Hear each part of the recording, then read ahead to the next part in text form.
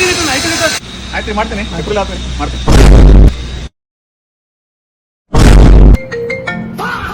Hello sir. Sir trading ಒಳಗ profit ಭಾಳ ಆಗೈತಿ. ಹಾ, ಸ್ವಲ್ಪ ಬೇಗ ಅದನ್ನ ಫೈಲಿಂಗ್ ಮಾಡಿ ಟ್ಯಾಕ್ಸ್ ಸೇವಿಂಗ್ ಮಾಡಿ. ಈಗ ಮಾರ್ಚ್ ಆದ್ಮೇಲೆ ಫಾರ್ಮ್ಸ್ ಓಪನ್ ಆಗ್ತಾವ, ಅವಾಗ ಫೈಲ್ ಮಾಡ್ಬಂತ. ಸರಿ ಸರ್. ಹಾ, ನಮಸ್ಕಾರ ಸರ್. ಸರ್ FD ಮಾಡಿದ್ದೆ, ಇಂಟ್ರೆಸ್ಟ್ ಬಂದೈತಿ ಮತ್ತೆ TDS ಕಟ್ ಆಗೈತಿ. ಓಕೆ, ಅದ್ರದ್ದು ರಿಫಂಡ್ ತಗೋಬೇಕು. ಅದಕ್ಕೆ ಈಗ ಫೈಲ್ ಯಾವಾಗ ಮಾಡಿದ್ರಿ ಸರ್? ಸ್ವಲ್ಪ ವೇಟ್ ಮಾಡ್ರಿ.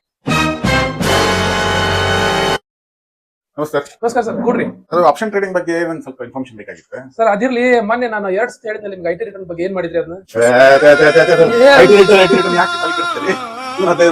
ಸರ್ ಏಪ್ರಿಲ್ 1ರಿಂದ ಸ್ಟಾರ್ಟ್ ಆಗ್ತೈತಿ, ಜೂನ್ ಮಟ್ಟ ಯಾಕೆ ಕಾಯ್ಬೇಕ್ರಿ?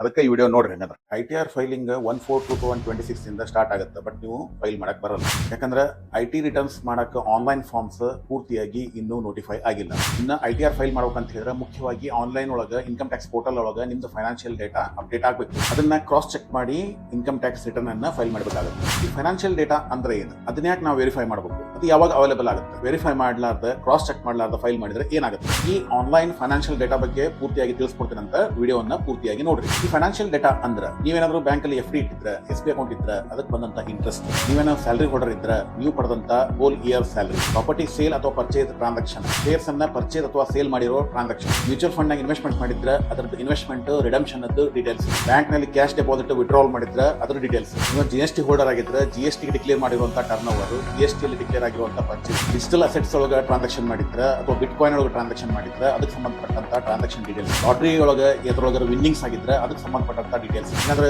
ಇನ್ಶೂರೆನ್ಸ್ ಕಮಿಷನ್ ಬ್ರೋಕರೇಜ್ ತಗೊಂಡಿದ್ರೆ ಅದಕ್ಕೆ ಸಂಬಂಧಪಟ್ಟಂತ ಡೀಟೇಲ್ಸ್. ಇದ್ರೊಳಗೆ ನಿಮ್ಗೆ ಏನಾದ್ರು TDS ಡಿಡಕ್ಟ್ ಆಗಿದ್ರೆ ಅವರು ನಿಮ್ಮ ಅಕೌಂಟ್ ಕ್ರೆಡಿಟ್ ಕೊಡಾಕ 31st May 2026 last date. 31st May 2026 ನಂತರ 7 to 8 ಡೇಸ್ ಒಳಗೆ ಈ ಎಲ್ಲಾ ಡೀಟೇಲ್ಸ್ ನಿಮ್ಮ ಪ್ಯಾನ್ ಒಳಗೆ ಅಪ್ಡೇಟ್ ಆಗ್ತಾವೆ. ಈ ಎಲ್ಲ ಫೈನಾನ್ಷಿಯಲ್ ಟ್ರಾನ್ಸಾಕ್ಷನ್ಸ್ ನಿಮ್ಮ ಪ್ಯಾನ್ ಒಳಗೆ ಜೂನ್ 10th ನಂತರ ಎಕ್ಸಾಕ್ಟ್ ಆಗಿ ಅಪ್ಡೇಟ್ ಆಗಿ ಸಿಗ್ತಾವೆ. ಅದಕ್ಕಾಗಿ ಜೂನ್ 15th ನಂತರ ಇನ್ಕಮ್ ಟ್ಯಾಕ್ಸ್ ರಿಟರ್ನ್ ಫೈಲ್ ಮಾಡಿದ್ರೆ ನಿಮ್ಗೆ ಏನಾದ್ರು TDS ರೀಫಂಡ್ ಆಗೋದಿದ್ರೆ ಇಮಿಡಿಯೇಟ್ ರೀಫಂಡ್ ಆಗುತ್ತೆ. ನೀವು ಅರ್ಜೆಂಟ್ ಮಾಡಿ ಇನ್ಕಮ್ ಟ್ಯಾಕ್ಸ್ ರಿಟರ್ನ್ ಅನ್ನ ಏಪ್ರಿಲ್ ಮೇದಲ್ಲಿ ಫೈಲ್ ಮಾಡಿಬಿಟ್ರೆ ನಂತರ ಅಪ್ಡೇಟ್ ಆಗೋ ಫೈನಾನ್ಷಿಯಲ್ ಟ್ರಾನ್ಸಾಕ್ಷನ್ ಕ್ರಾಸ್ ಚೆಕ್ ಮಾಡಕ್ ಆಗಲ್ಲ. ಅವಾಗ ಡಿಪಾರ್ಟ್ಮೆಂಟ್ ಇಂದ ನೋಟಿಸ್ ಬರೋ ಚಾನ್ಸಸ್ ಜಾಸ್ತಿ ಇರುತ್ತೆ. ನಿಮ್ಮ CA ಅಥವಾ ಕನ್ಸಲ್ಟೆಂಟ್ ಗೆ ಹಗಲೆಲ್ಲ ಇನ್ಕಮ್ ಟ್ಯಾಕ್ಸ್ ರಿಟರ್ನ್ ಫೈಲ್ ಮಾಡಿ ಅಂತ ಬೆನ್ ಹತ್ಬೇಡ್ರಿ. ಜೂನ್ 15th ನಂತರ ಇನ್ಕಮ್ ಟ್ಯಾಕ್ಸ್ ರಿಟರ್ನ್ ಫೈಲ್ ಮಾಡ್ರಿ, ಕರೆಕ್ಟ್ ಆಗಿ ಫೈಲ್ ಮಾಡ್ರಿ, ರಿಫಂಡ್ ಅನ್ನ ಬೇಗ ತಗೊಳ್ರಿ. ವಿಡಿಯೋ ಇನ್ಫಾರ್ಮೇಟಿವ್ ಇದ್ರೆ ವಿಡಿಯೋವನ್ನ ಸೇವ್ ಮಾಡ್ರಿ, ಮತ್ತೆ ಹರಿಬರಿ ಒಳಗೆ ಇನ್ಕಮ್ ಟ್ಯಾಕ್ಸ್ ರಿಟರ್ನ್ ಫೈಲ್ ಮಾಡಿ ರಿಫಂಡ್ ಬಗ್ಗೆ ತಲೆ ಕೆಡಿಸ್ಕೊಂಡು ಕುಂದ್ರು ಅಂತ ನಿಮ್ಮ ಫ್ರೆಂಡ್ಸ್ ಜೊತೆ ಶೇರ್ ಮಾಡ್ರಿ. ಎಲ್ಲರಿಗೂ ಧನ್ಯವಾದಗಳು.